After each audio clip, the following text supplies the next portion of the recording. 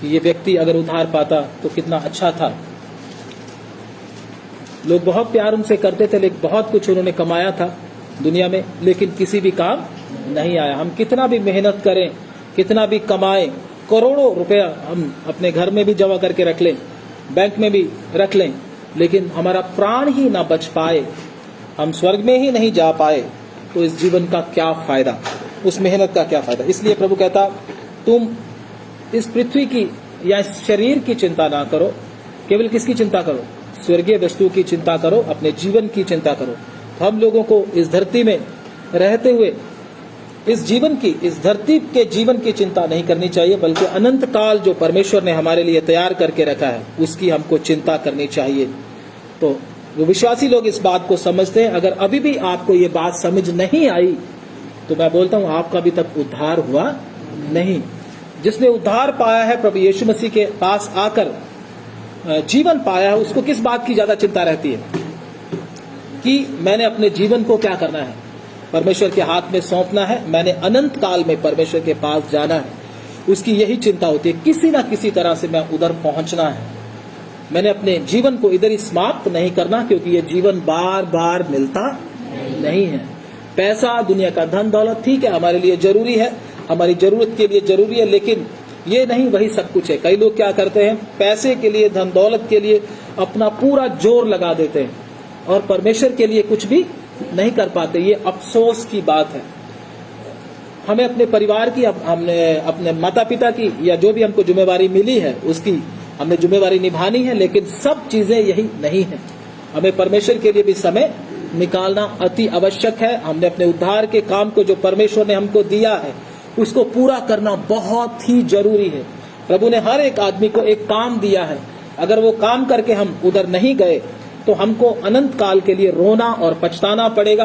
पैसा लेकर भी हम क्या करेंगे, कुछ भी कर नहीं पाएंगे, क्योंकि यहाँ से उठते ही पैसे की वैल्यू कितनी हो जाती है? जीरो। पैसे की वैल्यू यहीं तक है बस।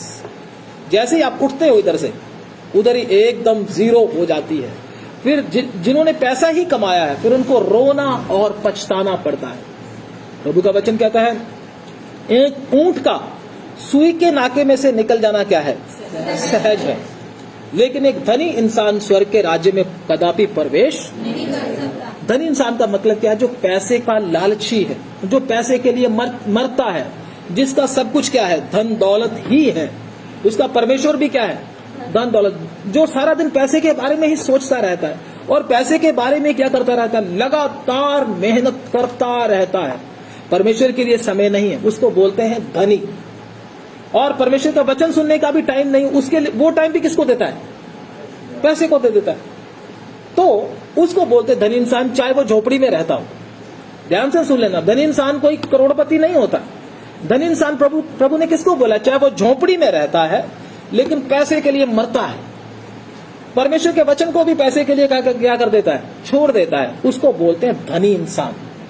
पैसा या अच्छा घर होना ये कोई गलत नहीं है। प्रभु किसी को ज्यादा देता है, किसी को कम देता, सबको एक बराबर रखा नहीं। अब्राहम के पास बहुत था, है ना, और दाऊद के पुत्र सुलेमान के पास बहुत था, लेकिन एलिया के पास कुछ भी नहीं था।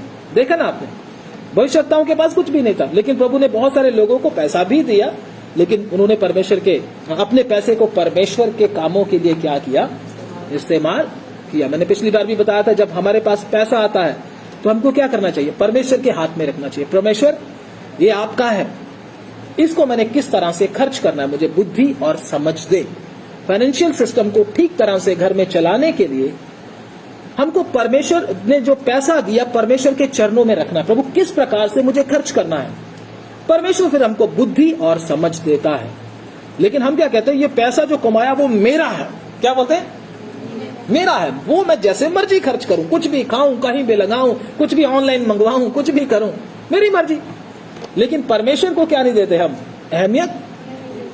फिर बाद में महीना भी खत्म हुआ ही नहीं होता तो 25 तारीख को पैसे खत्म हो जाते हैं। फिर कहते प्रभु ये क्या हो गया? प्रभु कहता ले ले मजाक, तू अपने दिमाग से चला इसको। तो यही हालत है। परमेश्वर हमारी सारी जरूरत को क्या करता है? पूरा करता है। परमेश्वर के वचन में लिखा, लेकिन उसमें शर्त क्या है? हमको जो कुछ हमारा है किसके हाथ में देना? परमेश्वर के हाथ में देना। जब परमेश्वर के हाथ में दोगे, परमेश्वर आपको गाइड पक्का करेगा, समझे ना? तो इसलिए परमेश्वर प्रभु का वचन कहता है शेर के बच्चे तो भूखे रह सकते हैं। किसके बच्चे? किसके बच्चे? शेर के बच्चे तो भूखे रह सकते हैं, लेकिन मुझ पर भरोसा करने वाले, मुझ पर विश्वास करने वाले कभी भूखे और प्यासे ना होंगे। परमेश्वर हमारी आत्मिक और शारीरिक सब जरूरतों को क्या करते हैं? पूरा करते हैं, लेकिन हमको एक सिस्टम के अनुसार चलना है।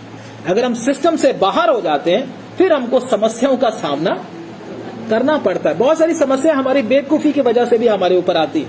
हम बोलते शैतान ने ये कर दिया, शैतान ने वो कर दिया। भाई सभी काम शैतान नहीं करता, समस्याएं हम अपने ऊपर खुद भी लेकर आते हैं। चेलों ने क्या चाहा? हम खुद कश्ती लेकर जाएंगे। यीशु मसीह को क्या बोला? तू आप बैठ जाओ, हम खुद कहां लेके जाएंगे कश्ती को पार? यीशु मसीह तो सो गए, कोई बात नहीं तुम चलाओ। जब चलाया थोड़ी दूरी गए तो क्या आ गया? कश्ती में क्या आ गया? एक भारी आंधी और तूफान आ गया। तो पतरस ने बोला होगा मेरे जैसा तो तजर्बेकार व्यक्ति कोई नहीं। थोमा ने बोला होगा, बहुत सारे चेलों ने बोला होगा हम बड़े मछुए हैं, बड़े जबरदस्त हैं। यीशु मसीह तो क्या है?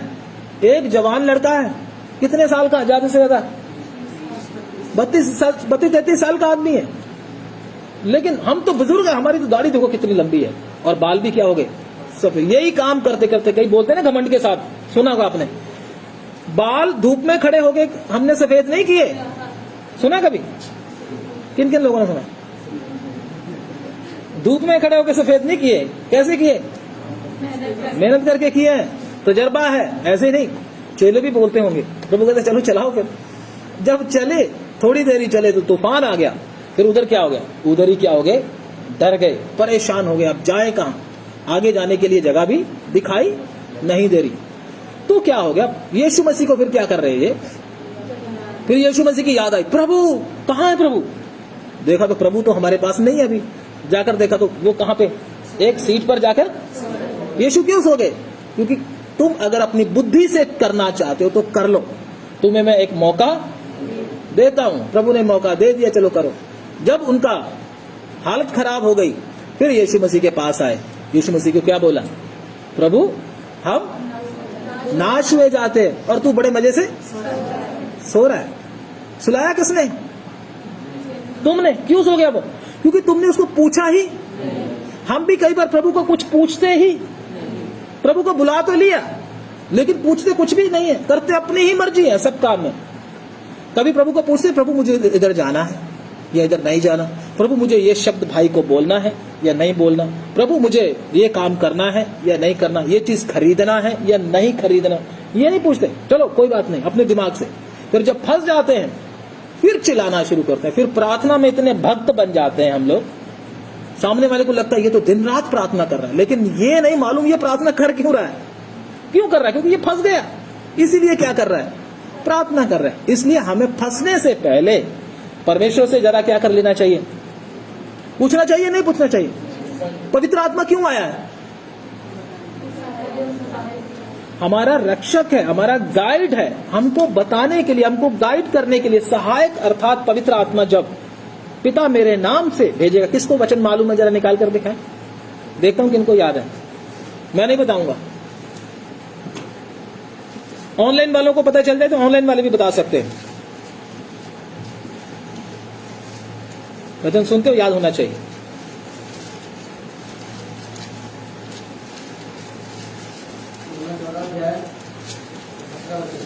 यूहन्ना 14 का पढ़ो, यूहन्ना 14 का 17। असत्य का आत्मा, हाँ,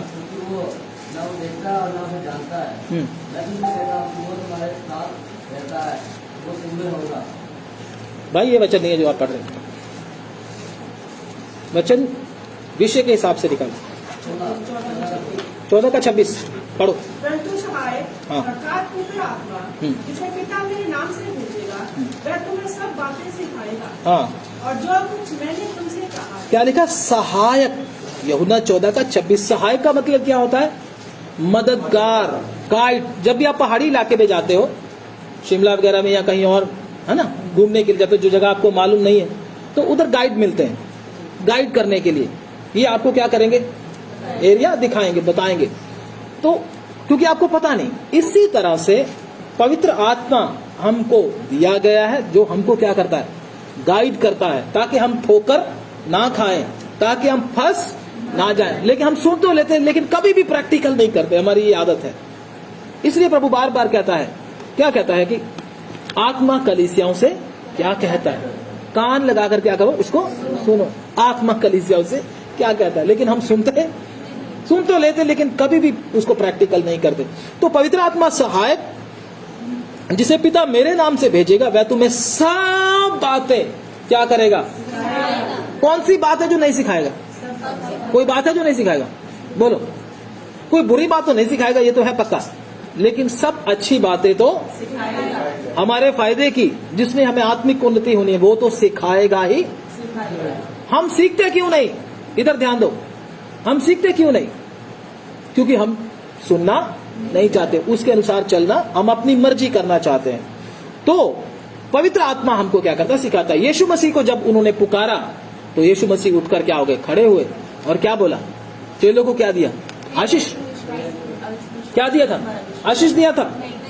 जब यीशु मसीह उठकर खड़े हुए थे, क्या किया था? डांटा उनको। क्या क्या बोला? हे कम विश्वास वालों, हे अल्प विश्वासियों, तुम्हारा विश्वास कहाँ है? उनका विश्वास किधर था? खुद पर, अपने ऊपर था, सेल्फ कॉन्फिडेंस था।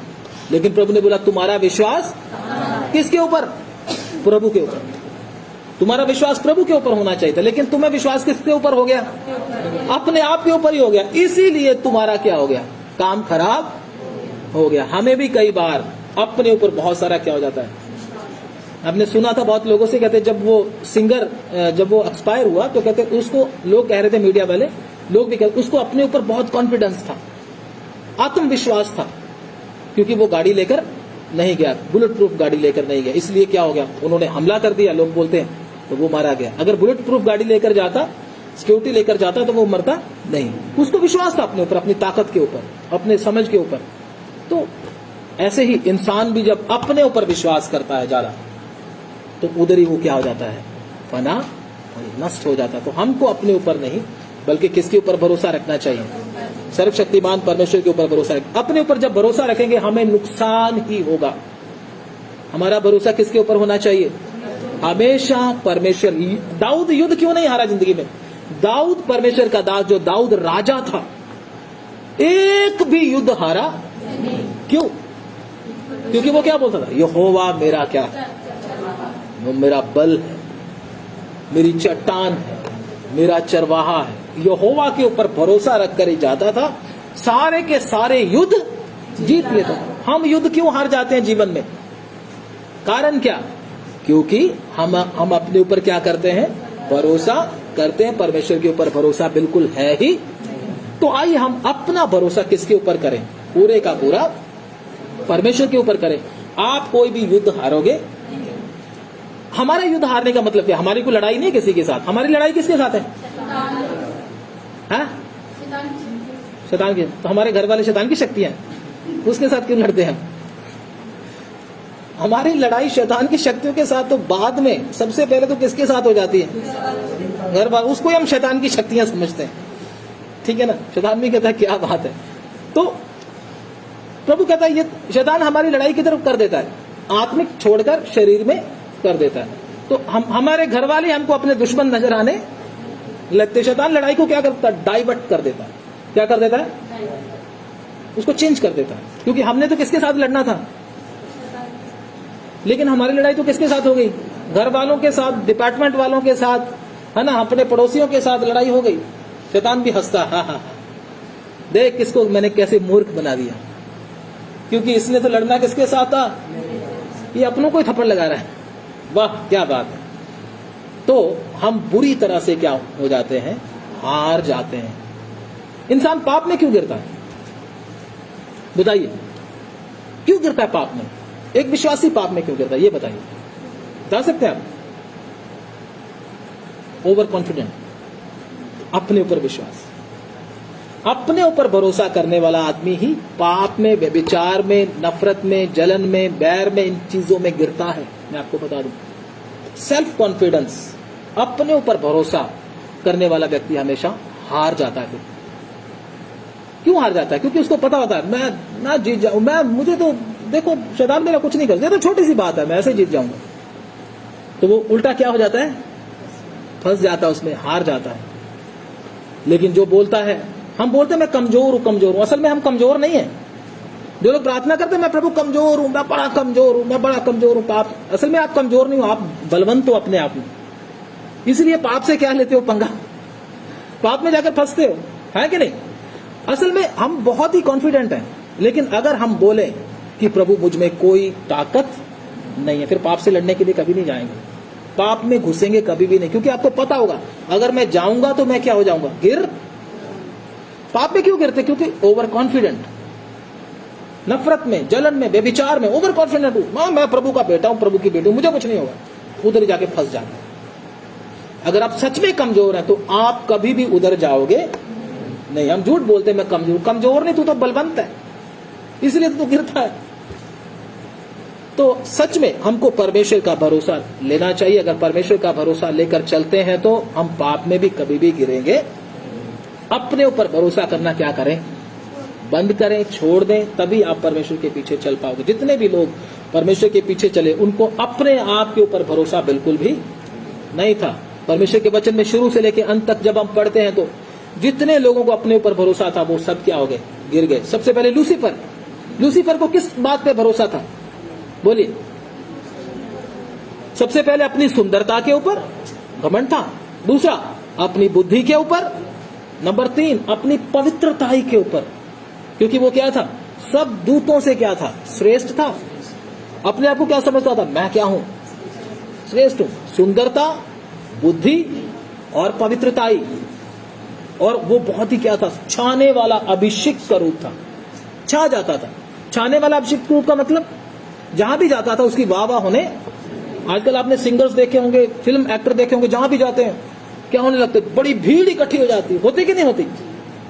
तो वो कौन है उसके पीछे, वही छाने वाला अभिषेक का रूप, उसके पीछे वही स्पिरिट है, वही आत्मा है, छा जाता जिधर ही जाता। एक ही बोलता, लोग वो सीटियां मारने लगते बड़ी ऊंची ऊंची आवाज, क्या बोल दिया, बात है बेकार ही बोली हो, लोग क्या करने लगते हैं, जोर जोर से चिल्लाने लगते हैं, है ना, देखा होगा आपने।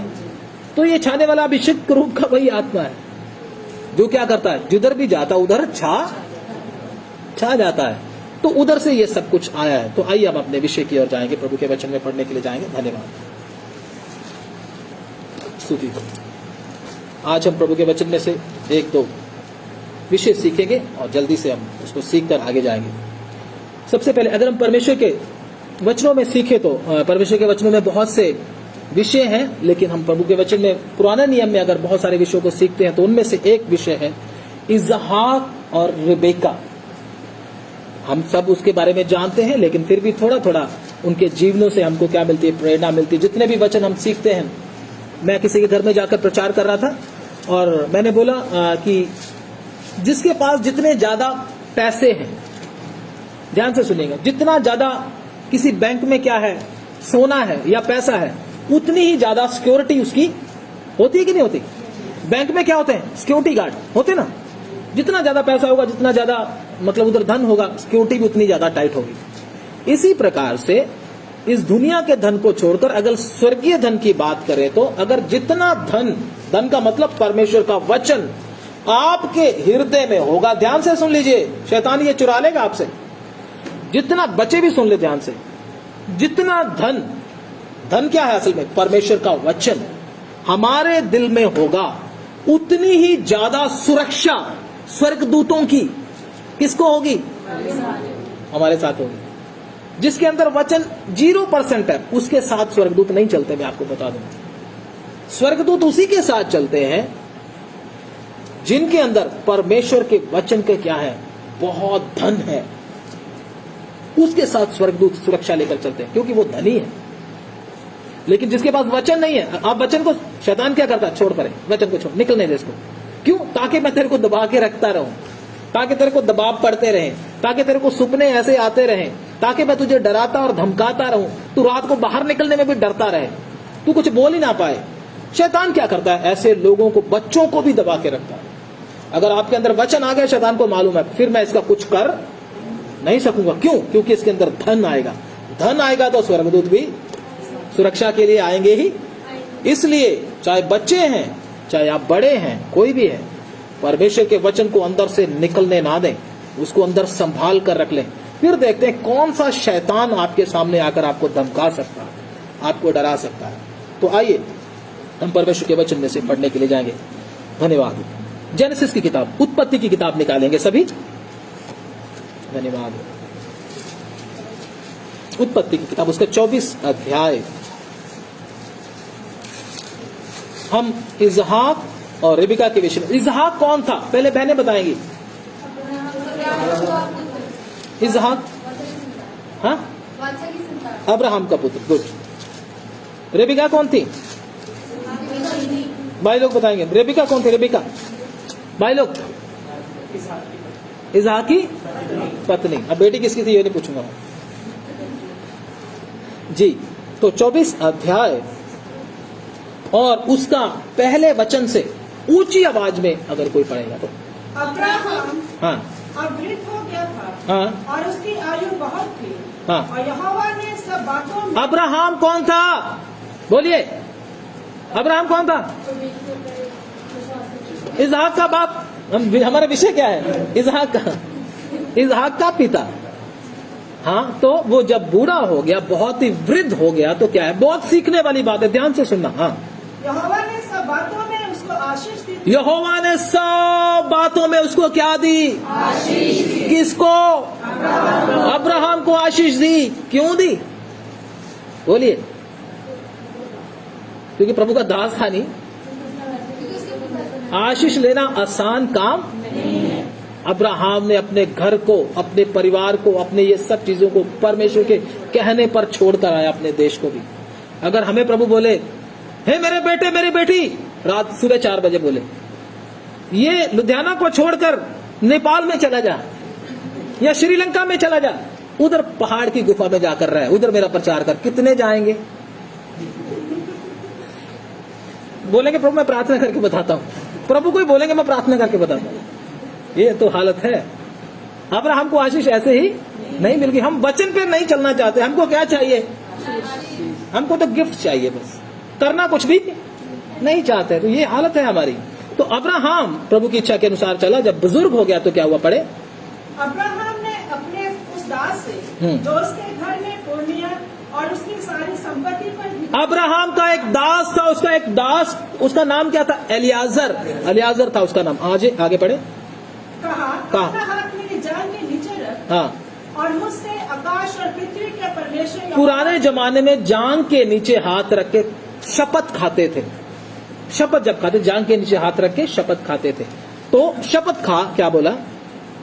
पृथ्वी के परमेश्वर यहोवा की इस विषय में शपथ खा कि तू मेरे पुत्र के लिए कनानियों की लड़कियों में से जिनके बीच में रहता हूँ किसी को ना लाएगा, परंतु तू मेरे देश में मेरे कुटुंबियों के पास जाकर मेरे पुत्र इजहाक के लिए एक पत्नी ले आएगा। इजहाक लगभग 40 साल का जब हो गया, इजहाक ने नहीं बोला अब मेरी शादी कर दो, नहीं बोला, बल्कि अब्राहम को मालूम हो गया अब इजहाक का शादी होना चाहिए। अगर इजहाक चाहता तो उधर की कनानी लड़कियों में से भी लड़की ले सकता था। कौन? इजहाक। 40 साल का हो गया तो, लेकिन फिर भी वो क्या करता रहा? परमेश्वर का और अपने पिता के बोल का इंतजार करता रहा। कब मेरा बाप बोलेगा तब होगी शादी, मेरे बाप की इच्छा के अनुसार होगी। तो बाप किसका इंतजार कर रहा था? परमेश्वर का। जब परमेश्वर इसको गाइड करेगा, जब परमेश्वर ने इसको गाइड किया तो इजहाक के लिए अब्राहम सोच रहा कि कहां से उसके लिए पत्नी को लेकर। इजहाक नहीं सोच रहा कहां से आएगी, कहां से आएगी। कौन सोच रहा है? अब्राहम सोच रहा। मैं आपको बताना चाहता हूं कितने डिसिप्लिन में रहने वाले ये लोग थे। बेशक पुराने नियम के थे, हम इनको बोलते थे वो सिंहासन पर नहीं बैठेंगे, हम तो बोलते थे बड़े मजे से, लेकिन कितना डिसिप्लिन इन लोगों के अंदर था। इसको चिंता नहीं, इसके बाप को चिंता है। और इसने एक बार भी नहीं बोला कि मेरे लिए पत्नी लेकर आओ। इसकी मां भी मर चुकी थी, लेकिन ये बेचारा चुपचाप रहा, परमेश्वर का इंतजार करता रहा। और अब्राहम बोल रहा है अपने दास को कि इसके लिए क्या लेकर आओ? एक लड़की। किधर से? जहां से मर्जी ले आओ। हाँ, कनान से। इसके कुटुंबी किधर थे? अब बोलो। हाँ, पूर्व देश में, मेसोपोटामिया में, उधर ही, उर में, सही है, उधर ही थे जिधर ये छोड़कर आया था, उधर से ही लेकर आओ, ठीक है ना। उधर कनानी लड़की बिल्कुल नहीं। मतलब शादी के विषय में भी इस इसहाक ने अपनी मर्जी नहीं की। आगे के जब देखते हैं, परमेश्वर की चुनी हुई संतान है ये, अपनी मर्जी नहीं की, इंतजार करता रहा। अगर आपके जीवन में भी ऐसी समस्या आती है तो आपने ये देखना है, परमेश्वर मुझे परख रहा है कि मैं परमेश्वर की इच्छा के अनुसार करना चाहता हूं या अपनी मर्जी करना चाहता हूं। परमेश्वर इन बातों में हर एक जवान को क्या करता है? टेस्ट करता है, सबको करता है। मैं आपको बोलता हूं, जितने भी चुने, अभी जिनकी शादी नहीं उनके लिए भी बता रहा हूं, क्योंकि हमारे बीच में ऑनलाइन भी और हमारे इधर भी बहन भाई बैठे जिनकी शादी अभी तक नहीं हुई। तो परमेश्वर हमारे साथ बात किस प्रकार से करता है? हमने, प्रभु के वचन में लिखा है, मैं उसके लिए एक सहायक बनाऊंगा ताकि जो उसके साथ क्या खाए? मेल खाए। मैं बनाऊंगा, तुझे जरूरत नहीं। आजकल लड़के लड़कियां क्या बोलते हैं? मैं करूंगा, जो मेरे साथ मेल खाए मुझे पता है, तो और किसी को ना देखता हूं। जिसके जीन्स पहनी हो, टाइट कपड़े पहने हो, वो सपने भी यही देखता है। बाद में क्या होता है? 3-4 दिन चलता है, फिर बाद में क्या होती है? छुट्टी हो जाती है। तो यही हालत है। अगर हम परमेश्वर के ऊपर भरोसा रखकर हर बात को करेंगे तो परमेश्वर सबसे परफेक्ट हमारे लिए करेगा। क्योंकि परमेश्वर की घड़ी हमारी घड़ी में क्या है? जमीन आसमान का क्या है? परमेश्वर अपनी घड़ी के हिसाब से चलता है। हमारी घड़ी थोड़ी सी तेज चलती है, चलती कि नहीं चलती? फटाफट फटाफट फटाफट। परमेश्वर की घड़ी अपने हिसाब से, परमेश्वर सही समय पर अपना काम। हमारी आदत क्या है? परमेश्वर आम को क्या करता है? अपने समय पर पकाता है। हम आम को कैसे पकाते हैं? उसमें टीका भरकर, जो खाएगा वो भी गया। करते कि नहीं करते? तरबूज को कैसे पकाते हैं? हम लोग जल्दी में है थोड़ा सा, लेकिन परमेश्वर किसी भी जल्दी में नहीं है। तो इसलिए परमेश्वर ने क्या किया? अब्राहम के साथ बात करके उसके दास को लड़की को लाने के लिए भेजा। उसके दास को, हाँ आगे जल्दी से पढ़े। परंतु तू मेरे देश में मेरे ही कुटुंबियों के पास जाकर जी मेरे पुत्र इसहाक के लिए एक पत्नी ले आएगा। जी। दास ने उससे कहा, जी। कदाचित वह स्त्री इस देश में मेरे साथ आना ना चाहे जी। तो क्या मुझे तेरे पुत्र को उस देश में जहाँ से तू आया है ले जाना पड़ेगा? वो दास बोलता, अगर वो लड़की ना आना चाहे जिसे तू मुझे भेज रहा है तो फिर क्या होगा? वो कहता, तू अपनी शपथ से क्या हो जाएगा? छूट जाएगा। मेरा परमेश्वर यहोवा अपने दूत को आगे आगे भेजेगा, उस काम को अवश्य पूरा। विश्वास के साथ दास को लड़की लेने के लिए क्या कर रहा है? भेज रहा है, परमेश्वर की आज्ञा के अनुसार। ऐसे ही मैं आपको जल्दी जल्दी में बताऊंगा, ऐसे ही दुल्हन को लाने के लिए, कलीसिया को लाने के लिए परमेश्वर ने पवित्र आत्मा को भेजा, उसको तैयार करके लाने के लिए, उधर तैयार करने के लिए। किसको भेजा है? पवित्र आत्मा को भेजा कि उसको ढूंढे असली कलीसिया कौन है। मैं आपको पढ़ेंगे नहीं वचन, लेकिन मैं आपको आगे के बताऊंगा। जब ये दास लगभग 700 किलोमीटर का सफर करके गया, कितना? 700। लगभग 700 किलोमीटर का सफर ट्रेन पे नहीं गया।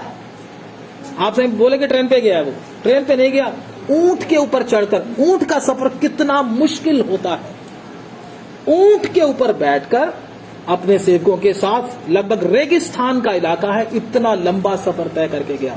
किधर? किधर? मेसोपोटामिया में गया, जिधर इनके वो लोग रहते थे, रिश्तेदार रहते थे। उधर जाकर क्या कर रहा है? कुएं के ऊपर जाकर खड़ा हो गया। कैसे लड़की को ढूंढा? देखो ध्यान से सुनिएगा, जिन लोगों ने नहीं सुना वो ज्यादा ध्यान दें। लड़की को कैसे ढूंढा? परमेश्वर इनके साथ था। वो दास जब गया तो उधर जाकर एक कुएं के पास जाकर क्या हो गया? रुक गया। कुएं के पास जब रुका तो जब लड़कियां पानी भरने के लिए आती थी तो रिबिका भी उधर आई पानी भरने के लिए। तो उधर वचन पढ़ेंगे हम, ये वचन ये 24 का हम पढ़ेंगे, 15। और ऐसा हुआ कि जब वह कह ही रहा था कि रिबका जो अब्राहम की भाई नाहोर के जन्माए रिबका के पुत्र बतूएल की बेटी थी, वह कंधे पर घड़ा लिए हुए आई। कंधे पर घड़ा लिए हुए आई। वह अति सुंदर और कुमारी थी। वो सुंदर लड़की थी और कुमारी थी। हाँ और किसी पुरुष को मुंह ना देखा। हाँ वह कुएं में सोते के पास उतर गई हाँ और अपना घड़ा भर के फिर ऊपर आई। हाँ, आते ही क्या किया उसने? सोते में क्या हो गई? उतर गई और अपना घड़ा भरा और कहाँ चलेगी? ऊपर आ गई। मतलब इधर कौन खड़ा हुआ था?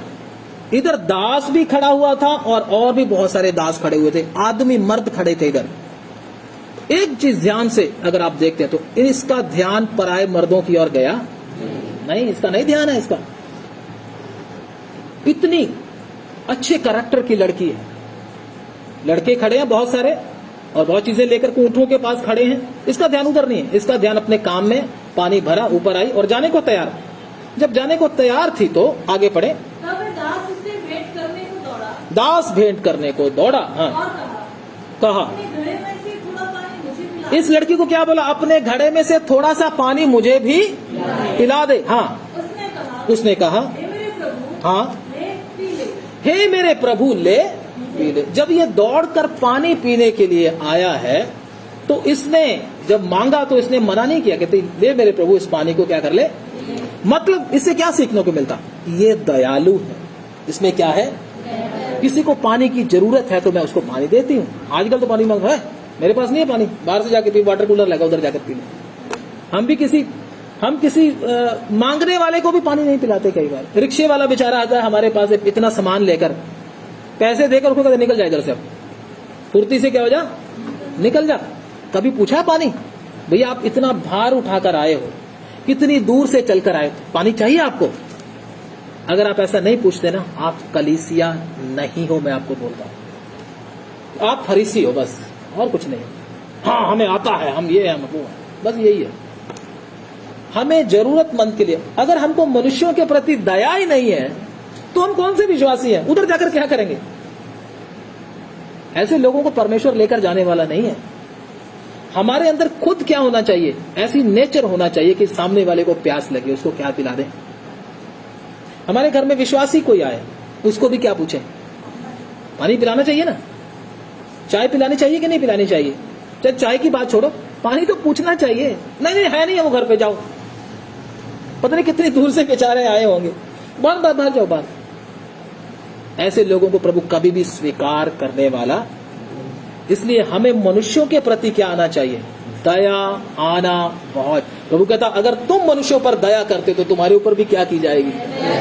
हम तो दया करते नहीं, तो हम कौन सी दया चाहते हैं?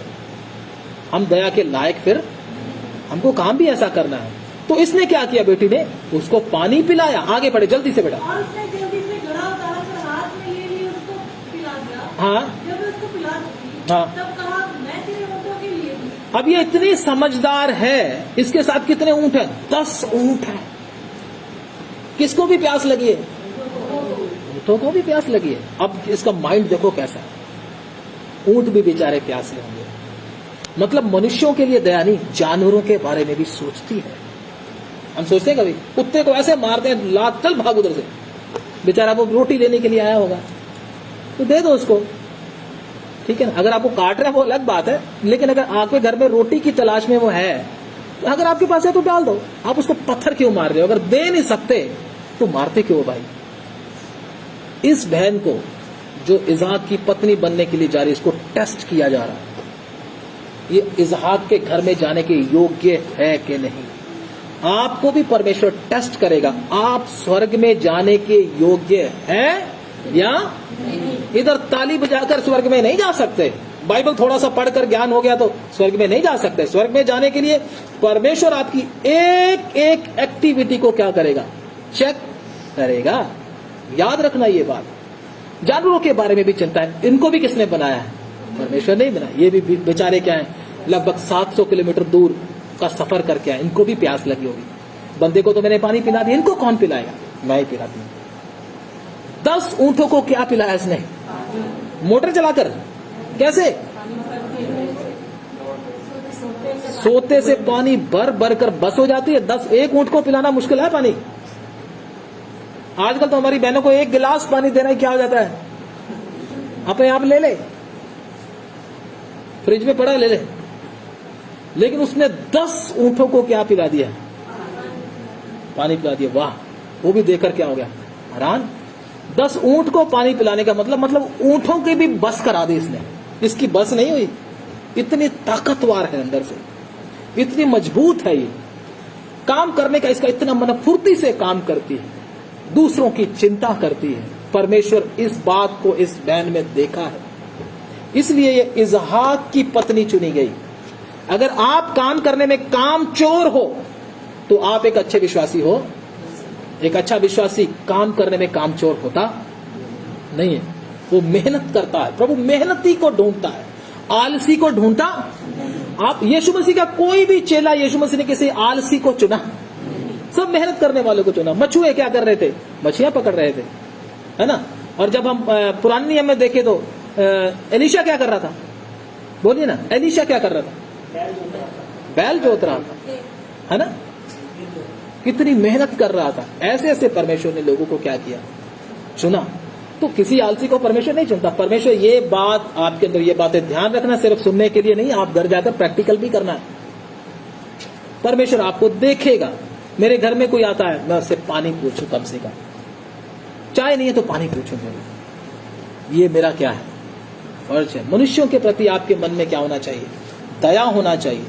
आगे, तब वे तुरंत अपने घड़े का जल हौदे में देकर जी फिर कुएं पर भरने को दौड़ गई और उसके सब ऊँटों के लिए पानी भर दिया। जी, वह पुरुष उसकी ओर चुपचाप अचंभे के साथ ताकता हुआ यह सोचता था कि यहोवा ने मेरी यात्रा को सफल किया है कि नहीं। जी, जब ऊँट पी चुके तब उस पुरुष ने आधा तोला सोने का एक नग निकालकर उसको दिया और 10 तोले सोने के कंगन उसके हाथों में पहना दिए। हाँ, बस क्या हो गया, फिर परमेश्वर के दास ने, फिर अब्राहम के दास ने क्या किया, इसको क्या किया। पुराने समय में क्या देते थे, कंगन वगैरह देते थे, नए नियम में नहीं है, पुराने नियम में था ऐसा। तो उसको एक निशानी दे दिया, तू क्या है, चुन ली गई इस बात के लिए। ऐसे ही आत्मिक तौर पर परमेश्वर ने हमको क्या दिया है, कंगन वंगन नहीं दिए। परमेश्वर ने हमको क्या दिया, पवित्र आत्मा दिया है। जब भी हमारे घर में हमारी बहनों की सगाई होती है, सगाई जब होती है तो उसको क्या दिया जाता है, कुछ निशानी दी जाती है कि ये इसका हमने क्या कर दिया, अभी रोका कर दिया, या मंगनी हो गई, कुछ ना कुछ देते ना देते। तो इसी प्रकार से परमेश्वर ने भी हमको ऊपर लेके जाने से पहले, यीशु मसीह के साथ हमारा मतलब जैसे शादी होती है, इस प्रकार से होने से पहले प्रभु ने क्या किया है, हमको पवित्र आत्मा निशानी के तौर पर दिया है। जिसके अंदर पवित्र आत्मा है वही उधर जा सकेगा। निशानी है, निशानी के बिना किसी को शादी करते हैं, किसी के साथ ऐसे, जिसके साथ शादी होती है उसको अन्य जातियों में क्या करते हैं, अंगूठी डालते हैं, अंगूठी डाल देते हैं, ये लड़की क्या होगी, अब हमारी हो गई। होता कि नहीं होता ऐसे? इसी प्रकार से परमेश्वर ने हमको एक निशानी दिया है, वो है पवित्र आत्मा। तो अब मैं बताता हूं आपको, पूरा मैं बताने वाला नहीं, अभी समय हमारे पास नहीं है। तो ये उधर पहुंचकर इनके माँ बाप के साथ जब बात किया, इनको घर में जब चले गए, जब बात किया तो लड़की से पूछा गया, ये आदमी बोल रहा, मुझे अभी सब कुछ पता चल गया, परमेश्वर ने मेरी यात्रा को सफल किया, अब लड़की को मेरे साथ जाने दो। तो लड़के के माँ बाप क्या बोल रहे हैं, लड़की के माँ बाप क्या बोल रहे हैं, अभी 10 दिन, थोड़े दिन और रुक जाओ। वो बोलता मुझे तो बहुत दूर जाना है, वापस जाना, अपने मालिक को जाकर बताना है। तो वो बोलता है अभी मुझे जाने दो। वो कहता लड़की से पूछते हैं। लड़की से जब पूछा क्या तू जाएगी अभी इसके साथ, लड़की ने क्या बोला, मैं जाऊंगी। मतलब वो अपनों को छोड़ने के लिए उसी समय क्या होगी, तैयार होगी। और वो क्या हो गए, ऊंटों के ऊपर सवार होकर लगभग 700 किलोमीटर की सवारी पर, उधर सफर पर, इतने लंबे और इतने भयंकर और इतने डरावने सफर पर निकले हैं। कौन कौन, अब्राहम का दास और उसके साथ रेबिका और उसकी सहेलियां किधर जा रही हैं, ऊंट के ऊपर बैठकर, ऊंटों के ऊपर बैठकर एक लंबे सफर में किसको मिलने के लिए जा रहे हैं। इसी प्रकार से कलीसिया भी एक लंबे सफर में जा रही है। उसके आगे आगे कौन है, पवित्र आत्मा। पवित्र आत्मा से पूछकर, पवित्र आत्मा की अगुवाई के अनुसार जिधर जिधर वो जाता है, हमको भी उधर उधर वो गाइड करता जाता है, इधर जाना, इधर जाना, इधर जाना, इधर जाना। लेकिन हम में से बहुत ऐसे नहीं, इधर से चलते हैं, इधर से रास्ता क्या है हमको थोड़ा ज्यादा पता है, इधर से चलते, ये रास्ता आसान है। पवित्र आत्मा के हिसाब से चलते नहीं, इसलिए हम भटक जाते हैं, जिधर हमको पहुंचना चाहिए उधर पहुंचते नहीं। फिर डर आता है। डर क्यों आता है, जिस रास्ते पे पवित्र आत्मा लेकर जा रहा था उस रास्ते से क्या हो गए, भटक गए, इधर उधर हो गए, डर आ गई, मुसीबत आ गई, परेशानी आ गई।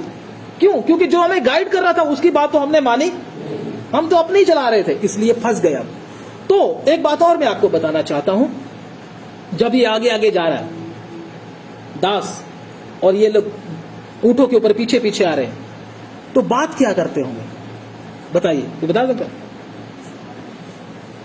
इसहाक के बारे में बात करते हैं। इतने लंबे सफर में किसकी बात हो रही है? रिबका पूछ रही वो कैसा है, उसके बारे में मुझे बताओ, कैसा उसका स्वभाव है, मैंने उसको देखा तो वो कैसा है, कौन सी बातें उसको पसंद है, वो दिखने में कैसा है, उसका स्वभाव कैसा है। मैं बोलता हूं ये सफर में, ये सफर छोटा लगा हुआ इसहाक के बारे में जानते जानते। उसके नौकर ने इसहाक के बारे में सब कुछ बताया उसको, वो उसकी बातों को सुनने के लिए बड़ी उत्सुक थी। क्या थी? मन में बड़ा क्या था? चाव था, मैं इसहाक के बारे में जानूं और इतना जानूं, सब कुछ मुझे पता चल जाए उसके बारे में। एक भूख थी। आप अगर स्वर्ग में जा रहे हो तो यीशु के बारे में जानने की भूख है। अगर आपको वचन सुनने की भूख नहीं है तो माफ करना, आप उधर जा ही नहीं रहे, आप नहीं जा रहे उधर। आपको वचन को सुनने की, यीशु के बारे में और जानने की क्या होना है? भूख होना बहुत जरूरी है। ये इस बात की निशानी है, आप उस दास के, दास मतलब अब अगर हम बोले तो उस पवित्र आत्मा के पीछे पीछे जा रहे हैं, और वो पवित्र आत्मा आपको यीशु के बारे में बताता जा रहा है। इसलिए प्रभु के वचन में लिखा, धन्य है वह जो परमेश्वर के वचन को सुनता है और जो उसके अनुसार, है ना, वो धन्य है। और प्रभु के वचन में यहोशू में लिखा है, व्यवस्था की पुस्तक तेरे चित्त से कभी उतरने ना पाए, इसी में दिन रात क्या दिए रहना, क्योंकि ये यीशु के बारे में आपको क्या करती है? यीशु को जानने की अगर आपको और इच्छा है तो आप दुल्हन है, कलीसिया है, नहीं तो नहीं है। मैं आपको बताऊं, बाद में सुनेंगे वचन, चलो पहले ये काम कर लेते हैं, बाद में सुनेंगे। आप कलीसिया नहीं है मेरे भाई, आपको किसी ने धोखा दे दिया। जब भी यीशु की बात हो, सुनने के लिए आपका मन उत्साह से भर जाना चाहिए। क्यों? क्योंकि आप किसके पास जा रहे हो? यीशु के पास जा रहे हो। यार वचन बहुत है, अभी समय इतना ज्यादा ना होने के कारण मैं आपको थोड़ा सा करके इसको बताया है। इसलिए मेरे और आपके अंदर भी ये भूख होनी चाहिए, प्रभु मैं तुझे और जानना चाहता हूँ, मैं और सीखना चाहता हूँ, आप कैसे हैं, आपका स्वभाव क्या है, फिर ही आप उधर तक पहुंच सकते हैं। और ऊंटों के ऊपर बैठ करके, ऊंट के ऊपर बैठ कर जाना आसान होता है? आप मुझे 10 किलोमीटर का सफर करके दिखा दो ऊंट के ऊपर, जीप बाहर आ जाएगी। ऊंट जब चलता है तो ऐसे ऐसे ऐसे करके चलता है। देखा कभी आपने? कौन कौन बैठा है ऊंट के ऊपर? आपने देखा ही है बस, जब बैठोगे ना पता ऐसे ऐसे ऐसे देखा, सो भी नहीं पाओगे आप। और आपका जो इसको क्या बोलते, कमर का क्या हो जाएगा, काम तमाम हो जाएगा। ऊंट के ऊपर बैठकर लगभग 700 किलोमीटर का सफर करना है तो क्या बच जाएगा? सब कुछ बच जाएगा, समझे ना? तो इसलिए ये दुखों और कष्टों को बताता है। वो सहकर, आराम नहीं है, आराम का सफर नहीं है, बोलने का मतलब ये सफर आराम का मुश्किल का है, लेकिन उसको फिर भी यीशु के बारे में जानने की इच्छा लेकर खुशी से उसको क्या कर लिया, पार कर लिया। अगर यीशु को मिलने का आपका मन नहीं है तो आपको ये सफर क्या लगेगा, बड़ा ही मुश्किल। अगर आपको यीशु को मिलने का मन है तो ये सफर कोई भी दुख भरा नहीं लगेगा। आप बोलोगे मैं कब जाऊंगा, मैं कब जाऊंगा, मैं कब जाऊंगा। अगर मैं आप में से किसी को बोलूं यीशु आज आपका अंत का दिन है, आज आपका ये, आज आप 7 बजे क्या हो जाओगे दुनिया से, कैसा लगेगा? बोलिए विश्वासी लोग, 7 बजे आपका क्या है, आखिरी सांस, कैसा लगेगा? बोलोगे मैं यीशु को मिलने के लिए जा रहे हूं, क्या बोलोगे? पास्टर जी ऐसा मत बोलो, उल्टा हमारे लिए क्या करो, प्रार्थना करो। क्यों? क्या लग रहा है? डर लग रहा है, क्योंकि किधर जा रहे हैं, उधर नहीं जा रहे हैं। ये कमियां हैं, प्रभु के सामने अपनी कमियों करके, प्रभु मुझे ऐसा ना लगे, मुझे मेरे सामने जब भी ऐसी बात आए तो मेरा मन हो प्रभु मैं कब आपको देखूंगा, कब आपको देखूंगा। जब तक ये चीजें हमारे अंदर नहीं आती तब तक पक्का नहीं आप स्वर्ग में चले जाओगे, समझे ना? इसलिए इस बात को प्रार्थना करके प्रभु के सामने मांगे और अपने आप को यीशु मसीह के पीछे, यीशु मसीह के पास जाने के लिए तैयार करें और उसके बारे में ज्यादा से ज्यादा जानने के लिए उत्सुक रहें। प्रभु इन वचनों के द्वारा आपको आशीष दे। आमीन। प्रार्थना करें।